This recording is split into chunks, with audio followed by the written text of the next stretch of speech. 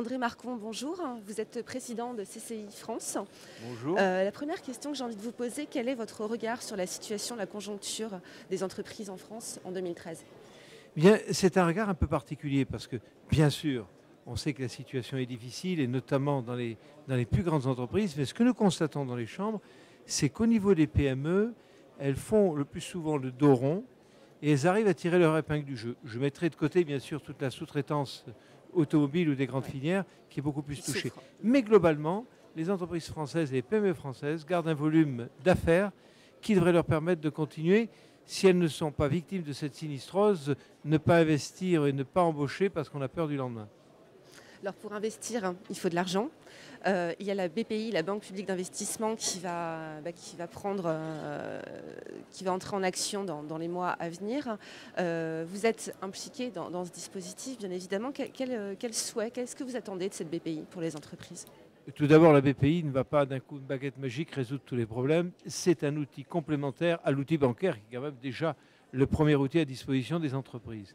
Nous allons nous investir, nous, dans les CCI, au niveau de la BPI, pour être de véritables portes d'entrée. C'est-à-dire de voir avec tous les chefs d'entreprise qui ont des besoins particuliers de financement qui n'entrent pas dans les créneaux traditionnels, comment nous pouvons les amener à la BPI.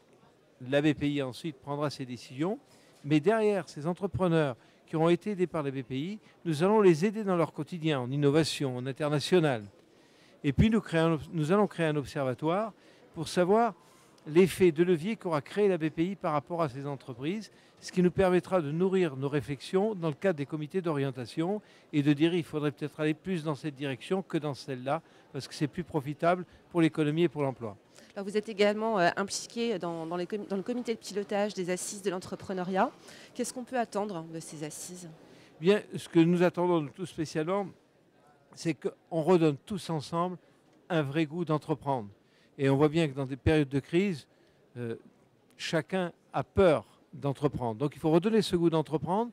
Il faut fluidifier tous les systèmes qui sont autour de l'entrepreneuriat, les simplifier, simplifier aussi la vie de l'entrepreneur. Et c'est ce que j'attends de ces assises. Alors, vous parliez tout à l'heure d'accompagner les entreprises, notamment ça peut être les accompagner à l'international. Elles peuvent trouver des clients internationaux. Je crois que vous avez mis en place un dispositif, vous participez à un dispositif qui s'appelle Futuralia, qui emmène des chefs d'entreprise à l'étranger. C'est des rencontres de business. Futuralia est une bonne initiative qui fonctionne déjà depuis plusieurs années et qui permet à n'importe quelle entreprise, qu'elle soit primo-exportateur qui veut connaître le marché ou déjà exportateur qui veut faire des contrats supplémentaires, de se retrouver en un même lieu et grâce à un logiciel particulièrement bien adapté, de faire de multiples contacts, au moins une trentaine de contacts par entreprise qui vont lui permettre, dans le pays où se situe bien sûr Futuralia, mais aussi dans tous les autres pays du monde, de pouvoir faire des affaires. Cette année, c'est en Turquie, c'est à Istanbul, le 5 et le 6 juin à Istanbul, et on attend beaucoup parce que la Turquie est une porte ouverte sur les Balkans et sur le Moyen-Orient, et les Turcs ont envie de travailler avec les Français. Bon, donc des opportunités pour les entreprises françaises. Donc. De belles opportunités. Merci beaucoup, Monsieur Marcon.